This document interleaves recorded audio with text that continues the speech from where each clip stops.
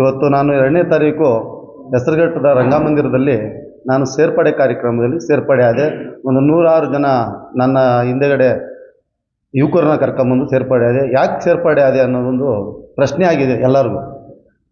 ನಾನು ಕಾಂಗ್ರೆಸ್ಸಲ್ಲಿದ್ದಾಗ ಆ ಕಾಂಗ್ರೆಸ್ನ ಮುಖಂಡರುಗಳು, ಹೈಕಮಾಂಡು ನನ್ನ ಯಾವ ರೀತಿ ನಡೆಸ್ಕೊಂಡ್ರು, ನಾನು ಯಾಕೆ ಕಾಂಗ್ರೆಸ್ ಬಿಡಬೇಕಾಗಿದೆ, ಯಾಕೆ ಬಿಟ್ಟೆ ಅನ್ನೋದು ಹೇಳೋದು ಎಲ್ಲ ಪ್ರಶ್ನೆ ಕೇಳ್ತಾ ಇದ್ದಾರೆ.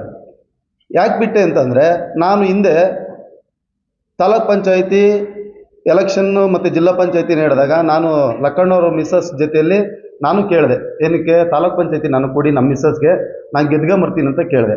ಆವಾಗ ನೀವು 10 ಲಕ್ಷ ದುಡ್ಡು ತಂದಿಕ್ಕಪ್ಪ ಅಂತ ಅಂದ್ಬಿಟ್ಟು ಆಗ ನಮ್ಮ ಲೀಡ್ರ್ ಯಾರಪ್ಪ ಅಂದರೆ ಅವಾಗ ಮೊನ್ನೆ ಚೊಕ್ಕನಹಳ್ಳಿ ವೆಂಕಟೇಶ್ ಅಣ್ಣವರು ಅವರು ಮತ್ತು ಅನೇಕ ಲೀಡ್ರುಗಳು 10 ಲಕ್ಷ ದುಡ್ಡು ತಗೊಂಬಂದಿಕ್ಕಿ ಅಂತ ಹೇಳಿದಾಗ 10 ಲಕ್ಷ ನಾನು ತಗೊಂಡೋಗಿ ಇಕ್ಕಿದೆ.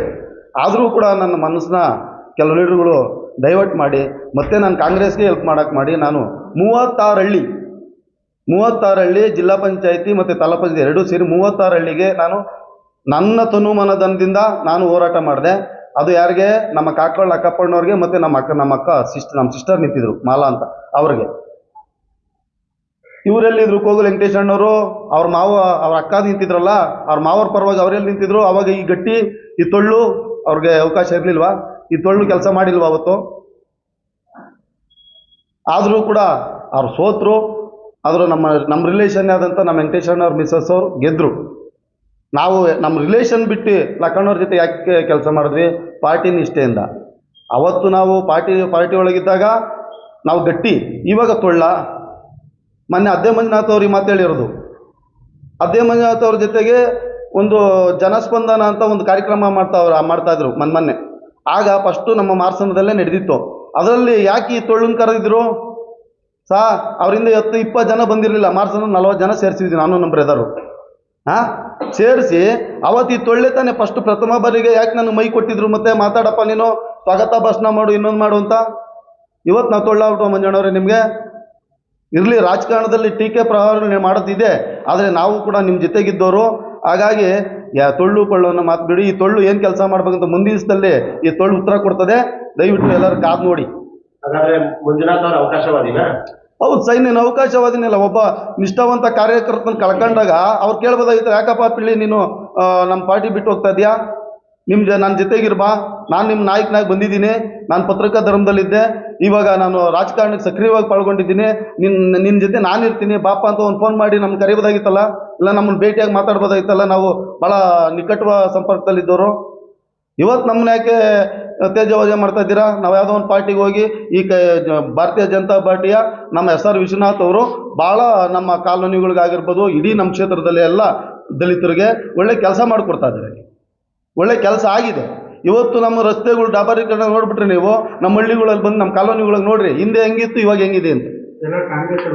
ಸರ್, ಯಾವ ಕಾಂಗ್ರೆಸ್ ಅನುದಾನ ಇದೆ? ಕಾಂಗ್ರೆಸ್ ಅನುದಾನ ಎಲ್ಲಿ ಬಂತು?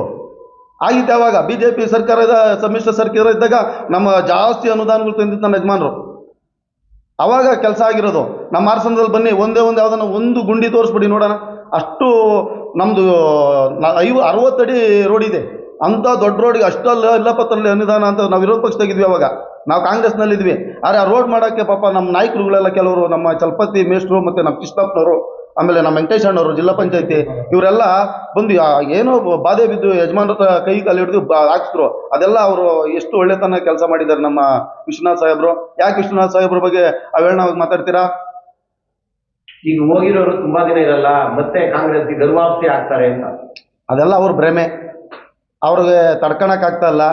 ಅವ್ರು ನಮ್ಮಂಥ ಲೀಡ್ರನ್ನ ಕಳ್ಕೊಂಡ್ಮೇಲೆ ಒಬ್ಬ ಪ್ರಶ್ನೆ ಮಾಡೋಂಥ ನಾಯಕನ್ನ ಕಳ್ಕೊಂಡಾಗ ಅವ್ರಿಗೆ ಪ್ರಶ್ನೆ ಆಗ್ಬಿಟ್ಟಿದೆ.